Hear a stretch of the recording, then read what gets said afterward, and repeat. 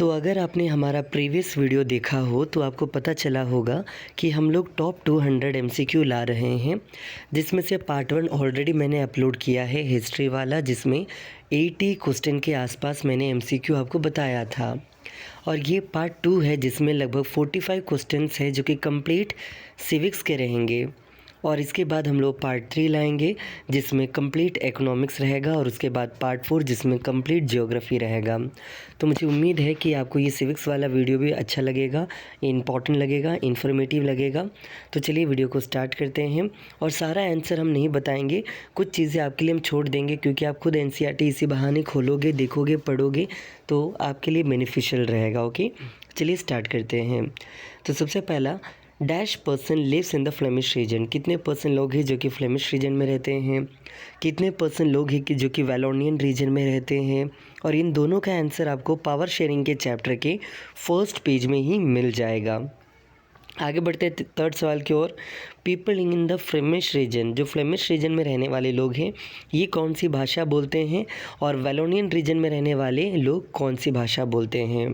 अगला सवाल, the capital city of Belgium is. Belgium का जो कैपिटल है, जहाँ पर यूरोपियन यूनियन का हेड क्वार्टर भी है। ये आपके एनसीईआरटी में यूरोपियन यूनियन का एक फ़ोटो दिया गया है हेड क्वार्टर का, और उसी के नीचे लिखा हुआ है उसका कैपिटल का नाम, तो ज़रा याद कर लीजिएगा। हम ये सब इसलिए नहीं बता रहे क्योंकि आपको इन सब का आंसर पता होगा, और मुझे ऐसा उम्मीद है पूरी तरह से। ओके, क्योंकि अगर आप फाइनल बोर्ड एग्ज़ाम का तैयारी कर रहे हो और अगर आपको इन सब का आंसर नहीं पता तो सोच लो आपने बहुत ही गंदा प्रिपरेशन किया है। बट अगर आपको ये पता है, मुझे पता है कि आपको पता है, तो आपने बहुत ही अच्छा प्रिपरेशन किया है। चलिए आगे बढ़ते हैं। 80% people dash in the capital city. जो कैपिटल सिटी है जिसका नाम है ब्रुसेल, वहाँ पर 80% लोग कौन सी भाषा बोलते हैं। अगला, 74% of the Sri Lankan speaks dash, मतलब कौन सी भाषा। Okay, name the form of government in Sri Lanka. Sri Lanka का जो फॉर्म ऑफ गवर्नमेंट था उसको क्या कहते हैं। तो चलिए अब आंसर बताना स्टार्ट करते चलते हैं। इसका आंसर क्या रहेगा, पेज नंबर 2 के साइड बॉक्स में है, मेजोरिटेरियनिज्म कहा जाता है। In which Sri Lanka become independent, in which year होगा यहाँ पर, तो इसका आंसर क्या होगा, तो इसका आंसर है 1948 को इंडिपेंडेंट मिला था श्रीलंका को। अगला सवाल, the official language act in Sri Lanka introduce in which year. तो इसका आंसर क्या होगा, ऑफिशियल लैंग्वेज एक्ट 1956 को इंट्रोड्यूस किया गया था। Name the major religious group of Sri Lanka. देखो, अगर रिलीजियस ग्रुप पूछ दिया जाए तो वो बुद्धिस्ट ग्रुप है, बुद्धिस्ट बौद्ध धर्म वाले लोग हैं। लेकिन अगर लैंग्वेज बेसिस पर पूछ दिया जाए, जैसे कि यही क्वेश्चन नंबर 7 का आंसर क्या होगा, सिन्हाला। सिन्हाला भाषा है, Sinhala is the language and Buddhist is the religious group. Next question, the northern island of Sri Lanka where Sri Lankan तमिनियल डोमिसाइल। इसको क्या कहते हैं, जाफना आइलैंड के नाम से जाना जाता है। जाफना, ये आपके एनसीईआरटी के पेज नंबर 2 में जो श्रीलंका का मैप दिया है उसके सबसे ऊपर वाले एरिया को कहा जाता है। अगला है, the Belgium amended their constitution how many times. तो आंसर है यहाँ पर एनसीईआरटी में देखिएगा, हम ज़रा भूल रहे हैं, 3 टाइम्स से, आई गेस 3 और 4 टाइम्स से। तो ज़रा ये देख लीजिएगा कौन से टॉपिक में मिलेगा। तो टॉपिक का नाम है Belgium model, accommodation of Belgium नाम का एक हेडिंग होगा, उसी में आपको मिल जाएगा। अगला है, the headquarter of European union कहाँ है। तो थोड़ी देर पहले हमने बताया था ब्रुसेल में है। Name the 2 reason why power sharing is desirable. Power sharing desirable मतलब इंपॉर्टेंट या ज़रूरी क्यों होता है। तो इसका 2 रीज़न्स है। सिंपल भाषा में कहा जाए, one is called the prudential reason and one is called the moral reason. Prudential and moral reason. अब आते हैं चैप्टर नंबर 2 में। पहला सवाल है, usually A federation has dash level of government. Federation में लगभग कितने लेवल ऑफ गवर्नमेंट होते हैं। तो याद रखिएगा 2 level of, minimum 2 level of government होता है, तो यहाँ पर 2 लिख के आना है। अगला है, how many countries out of 193 have federal political system. तो ये भी आपके एनसीईआरटी में पेज नंबर 2 या 3 में जो वर्ल्ड मैप दिया गया है इस चैप्टर में, उसके नीचे लिखा हुआ था, and the answer is 25 countries है जहाँ पर फेडरल पॉलिटिकल सिस्टम को अडॉप्ट किया गया है। अगला है, in Australia which type of federation is practised. तो ऑस्ट्रेलिया में कौन सा फेडरेशन है, जैसे कि कमिंग टुगेदर है या होल्डिंग टुगेदर है। तो इसका आंसर रहेगा कमिंग टुगेदर फेडरेशन होता है। अगला है education, trade union, forest, marriage, ये सब किस तरह का लिस्ट होता है? देखिए 3 तरह के लिस्ट होते हैं जिसको फेडरल लिस्ट कहा जाता है। और ये फेडरल लिस्ट में वो 3 लिस्ट कौन कौन से हैं? तो कॉन्कॉरेंट लिस्ट, देन यूनियन लिस्ट और एक स्टेट लिस्ट होता है। इसके अलावा एक और होता है लेकिन वो इन तीनों में जोड़ा नहीं जाता, उनको कहते हैं रेसिडुअरी सब्जेक्ट्स के नाम से जाना जाता है। तो ये जो पहला 3 है, इस 3 में से ये किस में आता है? जैसे कि मैरिज, फॉरेस्ट, एजुकेशन, ट्रेड, तो ये सब आपका आता है आई गेस स्टेट में आता है, स्टेट लिस्ट में आता है ये सारे। ओके, आगे बढ़ते हैं। आसाम, नागालैंड, अरुणाचल प्रदेश, इवन मिज़ोरम, मेघालय, इन सबको स्पेशल पावर दिया गया है किस आर्टिकल के तहत? तो उस आर्टिकल का नाम है आर्टिकल 371। ये आपके एनसीईआरटी में दिया गया है, देख लीजिएगा। अगला है, तो आंसर क्या है? आर्टिकल 371। क्वेश्चन नंबर 6 आपसे ये पूछा जा रहा है, the dash plays an important role in overseeing the implementation of constitutional provisions and procedures. So the answer is called judiciary. Judiciary plays an important role. Okay, तो यहाँ पर जुडिशियरी इसका आंसर होगा। अगला सवाल है, in which place of Rajasthan India conducted its nuclear test? तो इसका आंसर होगा पोखरान, POKHARAN, पोखरान इसका आंसर होगा। ओके, नेक्स्ट क्वेश्चन है question number 8, the creation of dash was the first and the major step for democratic politics in our country. और इसका answer होगा linguistic states. The creation of linguistic state was the first and the major test for democratic politics in our country. अगला है, the second test for Indian federation is the dash, तो is the language policy. इसका answer होगा language policy. अगला है, the Hindi is the mother tongue of about dash percentage. Hindi कितने लोगों का मदर टंग है? तो आप साइड बॉक्स के अंदर मत जाइएगा, ओवरऑल जो आपके एनसीईआरटी लाइनिंग है वहाँ पर लिखा हुआ है 44 या 42%। तो ज़रा 40%। Okay, it is about 40%। तो आपको ये 40 यहाँ पर याद रखना है। नेक्स्ट है, how many scheduled languages are there in India? तो इसका आंसर रहेगा 22 शेड्यूल्ड लैंग्वेजेस होता है। अगला है, the use of English for the official purpose was to be stop by 1965। इसका आंसर 1965। अगला है question number 13, the SRC report, मतलब जिसको कहते हैं स्टेट रीऑर्गेनाइजेशन कमेटी, इसका रिपोर्ट कब इम्प्लीमेंट किया गया था? तो आपके एनसीईआरटी में ये लिखा हुआ है, इसका आंसर है 1 नवंबर 1956। मतलब 1953 को SRC कमेटी का फॉर्मेशन किया गया और इसका रिपोर्ट आया गया था 1956 1 नवंबर को, जो कि इम्प्लीमेंट किया गया था। अगला है, the major step toward decentralization was taken in which year? तो आंसर है 1992 में लिया गया था। किस चीज़ के लिए इम्पॉर्टेंट कदम? तो डिसेंट्रलाइजेशन के लिए कदम लिया गया था। अगला है, how many seats are reserve for women according to 1992 decentralization? तो वुमेन्स के लिए कितना रिजर्वेशन दिया गया है लोकल पंचायती चुनावों में? तो आंसर है 1/3। Not only panchayati but also the municipalities. Okay, इन दोनों के लिए वुमेन रिजर्वेशन है। अगला है last question, dash is the political head of municipality. Municipality के पॉलिटिकल हेड को क्या कहा जाता है? तो इसका आंसर रहेगा आपका चेयरपर्सन। चेयरपर्सन होगा। जबकि अगर हम आपसे ये पूछते dash is the political head of municipal corporation, अगर म्यूनसिपल कॉरपोरेशन पूछ देते तो इसका आंसर हो जाता मेयर। और इन दोनों में सबसे बड़ा कौन होता है? म्यूनसिपालिटी या म्यूनसिपल कॉरपोरेशन। तो म्यूनसिपल कॉरपोरेशन बड़ा होता है जिसका हेड है मेयर कहलाता है। चलिए अगले चैप्टर की ओर आते हैं जिसका नाम है जेंडर, रिलीजन, कास्ट।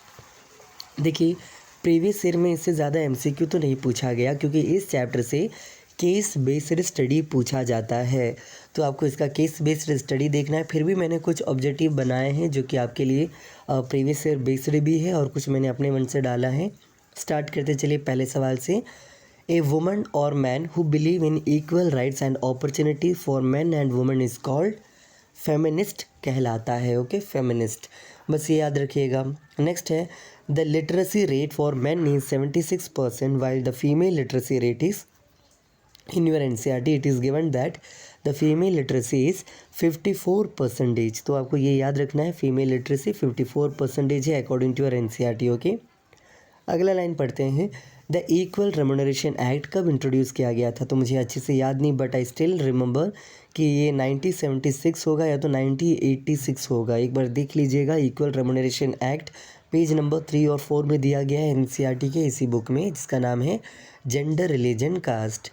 अगला है the shift from one occupational to another is called occupational mobility कहा जाता है। और उसी साइड बॉक्स में और भी कुछ टर्म्स है, जैसे कि कास्ट हायरार्की क्या होता है, फैमिली लॉस क्या होता है। तो ये सारे टर्म्स भी ज़रा एक बार देख लीजिएगा।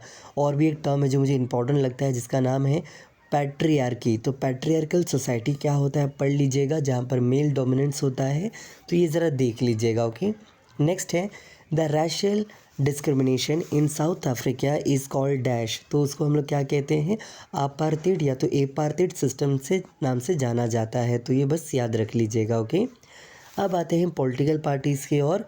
और पॉलिटिकल पार्टी में यहाँ पर लगभग 10-15 सवाल है, तो स्टार्ट करते हैं एक एक करके। सबसे पहला सवाल, a person who is strongly committed to a party और ए ग्रुप और ए फैक्शन इज़ कॉल्ड, किसको क्या कहते हैं? पार्टीशन कहते हैं, पार्टीशन।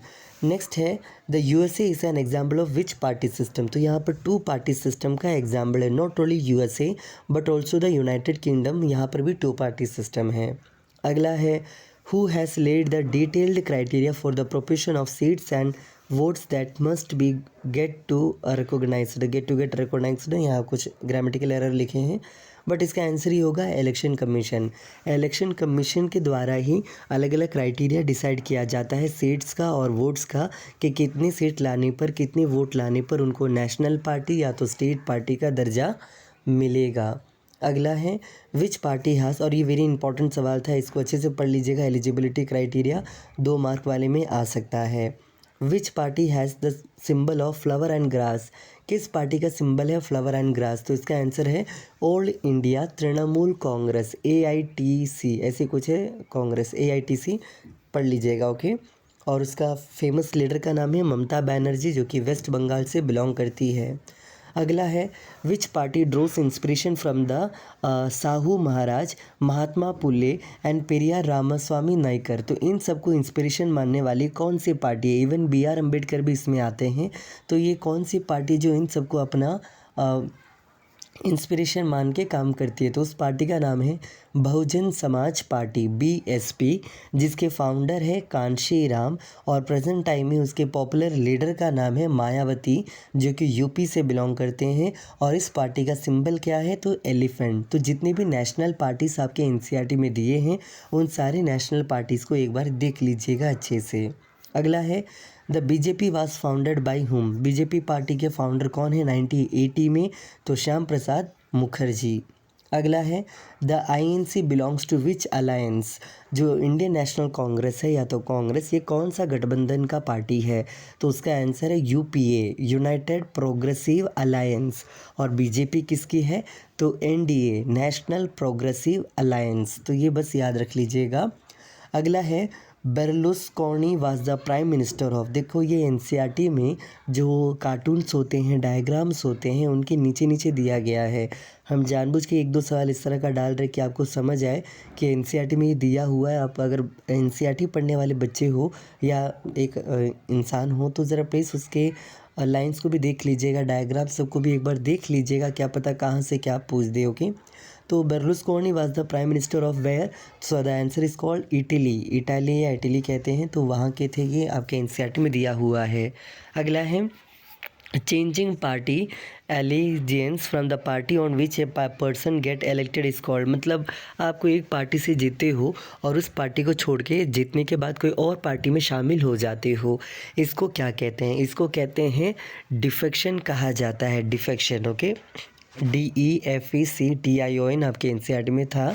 अगला है dash is a signed document submitted to an officer where a person makes a sworn statement regarding her personal information. तो इस तरह के डॉक्यूमेंट को क्या कहते हैं? इसको कहते हैं एफिडेविट कहा जाता है, एफिडेविट। और इस तरह आपका ये चैप्टर भी ख़त्म होता है यहाँ पर। नेक्स्ट लास्ट चैप्टर की ओर बढ़ रहे हैं, जहाँ पर फिर से 4-5 सवाल आपके लिए हैं। स्टार्ट करते हैं पहला सवाल। Dash is based on the idea of deliberation and negotiation. So the answer is called democracy. Democracy is based on the idea of deliberation and negotiation.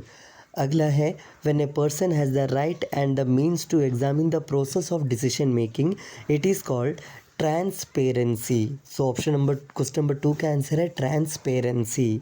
अगला है the rule of law is a feature of which form of government. तो it is the answer is also democracy. Democracy का एक feature है rule of law. अगला सवाल है democracy even ensure the decision making based on dash and dash. तो democracy जो decision making करता है वो क्या क्या चीज़ के बेसिस पर करता है. तो ये आपका एनसीईआरटी का लाइन है और इसका आंसर था norms and procedures. Norms NORMS and procedures. तो ये दो इसका आंसर हो जाएगा. अगला है the democracy has more positive outcomes than के बाद नेगेटिव मत लिख दीजिएगा. यहाँ पर इसका आंसर होगा डिक्टेटरशिप. मतलब डिक्टेटरशिप से भी ज़्यादा पॉजिटिव आउटकम्स है किसके पास, डेमोक्रेसी के पास. और इस तरह हमने कंप्लीट अपना सिविक्स भी कर लिया जिसमें लगभग 51 क्वेश्चन थे. प्रीवियस वाले में अपना 80 के आसपास था, मतलब 130 के आसपास सवाल हमने कवर कर लिया. अब ज़्यादा से ज़्यादा 100 से भी कम सवाल होगा जो आपके लिए ज्योग्राफी और इकोनॉमिक्स से हम देंगे और बस कुछ दिनों के अंदर वो भी हम अपलोड कर देंगे. और इन सारे MCQ में से ज़रूर बहुत सारा क्वेश्चन लड़ेगा और इसी के आसपास से ही पूछेगा, ऐसा मुझे विश्वास है. और आपका एक और वीडियो लाएंगे जिसमें असर्शन एंड रीजंस जो है उसको समझाएंगे. प्रीवियस ईयर के असर्शन एंड रीजंस को एक साथ कवर करेंगे तो वो भी जल्दी ला देंगे. इस वीडियो के लिए बस इतना ही. अच्छे से पढ़िए, हम भी आपके साथ हैं. बस मेरा अगर तुम दे दो, मेरा अगर तुम दे दो, मेरा अगर तुम दे दो साथिया, थोड़ी यादें नहीं सी दे दो, बातें नहीं सी दे दो, यादें नहीं सी दे दो.